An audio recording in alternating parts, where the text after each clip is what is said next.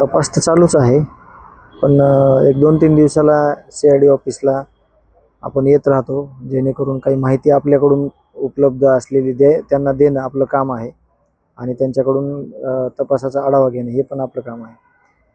तर तपास यंत्रणा चालू आहे आणि त्या संदर्भात थोडी चर्चा झाली. गुजर साहेब आत्ताच आले होते, त्यांच्यासोबत चर्चा केली.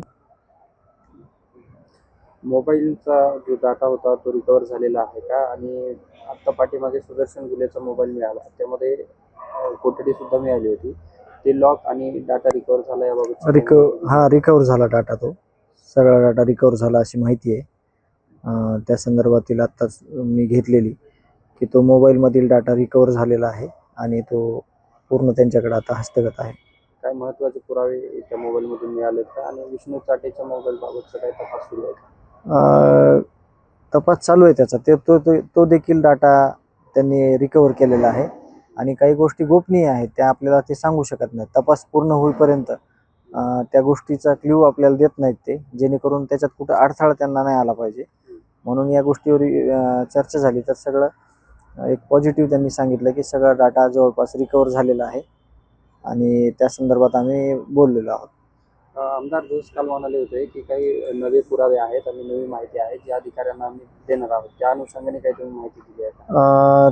या संदर्भात आम्ही बोललो की कुठल्या अजून आमच्याकडून काही माहिती तुमच्याकडं उपलब्ध करण्यासाठी जी काही मदत लागते का, तर त्या संदर्भात धसांना आणि ते काय बोलले ह्याच्यावर मला जास्त नाही बोलता येणार. पण मी सांगितलं जे आमच्याकडं काही म्हणजे कुठली गरज लागली आमची, तर आमच्याकडून अवश्य ती माहिती समोर घ्या आणि तपासात जी मदत होईल ती आमच्या जे गावकरी आहेत किंवा कुटुंबीय आहे त्यांच्याकडून आवश्यक घ्या, असे आम्ही त्यांना विनंती केली. तर आणखी एक महत्त्वाचा प्रश्न आहे की वाल्मिक कराड याच्यावरती 302चा गुन्हा दाखल झाला का, याबाबतचे अनेक वेळा प्रश्न उपस्थित केले जातात. आणि मकोका कशा अंतर्गत लावला याची तुम्हाला काय माहिती? अशी गोष्ट स्पष्ट आहे, रिमांड कॉपी तुम्ही पाहू शकता. त्याच्यामध्ये 302 नवीन कलम 103 आणि खुनाच्या गुन्ह्यातच मकोका लागलेला आहे आणि 120 कट कारस्थान हे आणि MCOC असे 4 गुन्हे हे कन्फर्म लागलेले आहेत सर्व आरोपीला या ह्याच्यातले.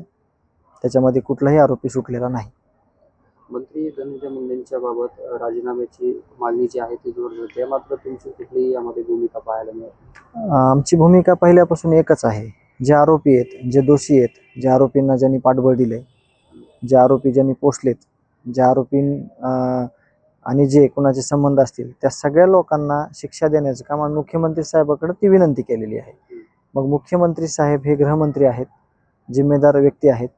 त्यांनी या न्यायाच्या भूमिकेमध्ये संतोष अण्णा देशमुखला न्याय मिळताना जे काही पावलं उचलायचे ते त्यांनी ठोस उचलावीत अशी आम्ही त्यांना मागच्या 7 तारखेला देखील विनंती केली होती आणि आज 7 तारीख आहे. आज देखील विनंती आहे त्यांना आणि सगळ्या या तपास यंत्रणेला देखील ती आमची विनंती राहील की तपासात येणारा कुठलाही अडसर ती जिम्मेदारीनं त्याला घ्या आणि आमच्या जे माझे भाऊ आहेत त्यांना न्याय द्या. ABP माझा, उघडा डोळे बघा नीट.